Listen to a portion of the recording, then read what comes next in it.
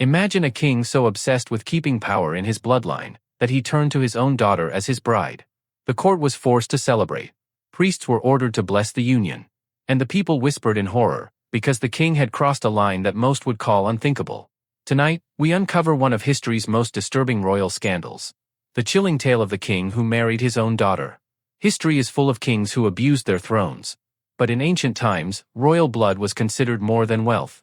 It was sacred, untouchable, a divine thread connecting rulers to the gods themselves. Many dynasties feared that mixing blood with outsiders would weaken their claim to power. And so, the concept of incestuous marriage began to spread through royal courts. In Egypt, pharaohs married their sisters. In Persia, kings were rumored to wed their daughters.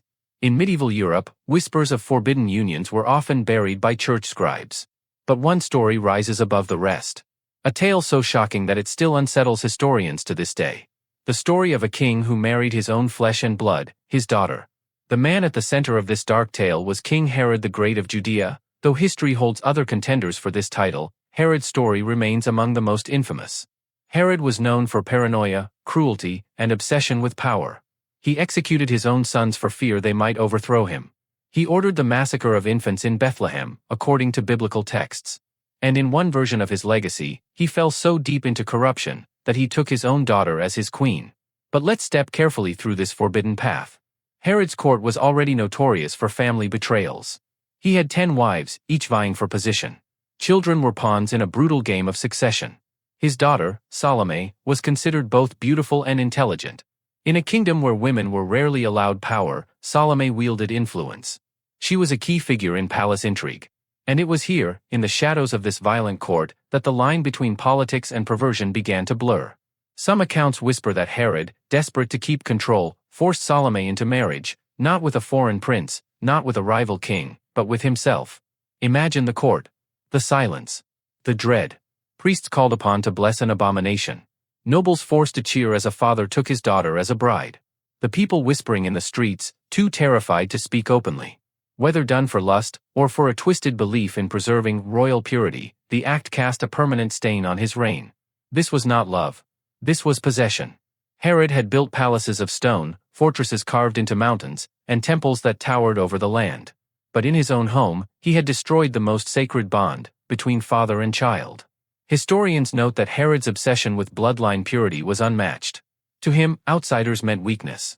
Marriage alliances meant betrayal. Only by keeping everything in the family could he maintain control. But this came with a price. Incest carried risks. Deformities.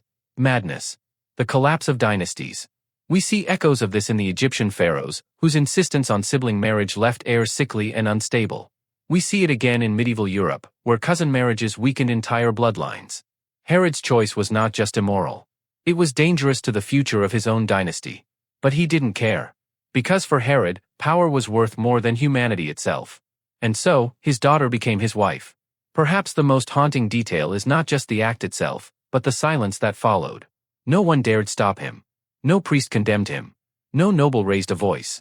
The entire court bowed to his will, allowing the darkest of unions to be celebrated as though it were holy. This silence is what makes the story even more chilling. Because evil thrives when no one dares to speak. But here is where the story twists. Some historians debate the truth of this claim. Was it truly Herod who married his daughter? Or was this a scandal born from his enemies, a way to blacken his name forever? Records from the ancient world are often murky. Rival historians sometimes invented horrors to destroy reputations. And Herod, already hated for his cruelty, was an easy target. But here's the unsettling truth. Whether or not the marriage was real, the fact that people believed it shows us how monstrous Herod had become in the eyes of history. Think about that. He was so despised, so feared, that the idea of him marrying his own daughter seemed entirely believable. So, did Herod truly marry his own daughter? We may never know for certain. What we do know is that his reign left behind a legacy of blood, paranoia, and cruelty so dark that even the most unthinkable sins were attached to his name. And perhaps, that is the final punishment of tyrants. When death takes them, history does not let them rest. Their names rot in infamy, bound forever to stories so vile, people whisper them centuries later. The tale of the king who married his own daughter is one of those whispers. A forbidden story. A reminder of how power, when corrupted, can destroy not just kingdoms, but families. And maybe that is the true horror, that the greatest monsters in history are not demons or beasts, but men who wore crowns.